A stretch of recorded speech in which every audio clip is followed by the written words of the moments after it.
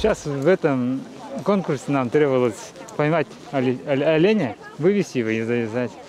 Но это для меня это несложно. Я постоянно, каждый, в стадии у себя, в тайге, каждый день оленей загоняем, изгородь, также ловим себе упряжку и едем по своим делам на охоту, оленей проверять.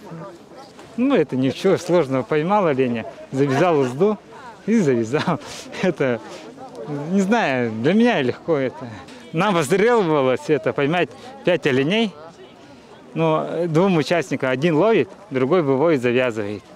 За определенное время, за 10 минут. Кто быстрее поймал, тот и выиграл.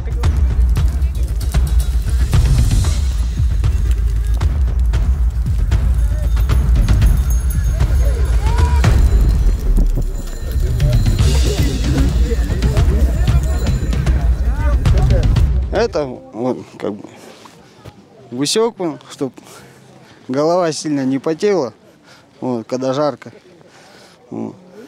Удобно, чтобы уши не отморозить. Уши как бы защищает от ветра. Да. Вот кухлянка из оленей шкуры. Шьют. Еще капюшон могут зашить, по-разному. Еще воротник иногда бывает. Они аркан по-другому складывают, а мы по-другому. А вот как правильно разница? Сможешь показать? Да, конечно. Что вы делаете? Делаешь петлю, аркан, из оленей шкуры, кожи.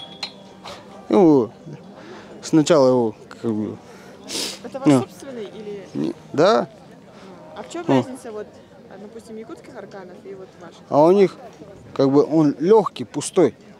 А вот здесь, мы добавляем груз, чтобы, у нас как бы против ветра, чтобы по ветру легче было.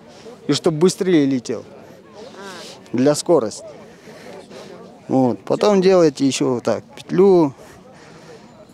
Это сюда. И как бы. А у них по-другому. Они просто наматывают. А бросок как должен?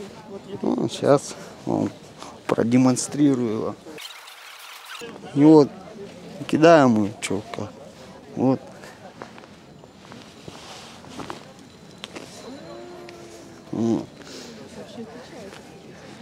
Отличается, да? Да, то есть вы как-то сбоку его закинули.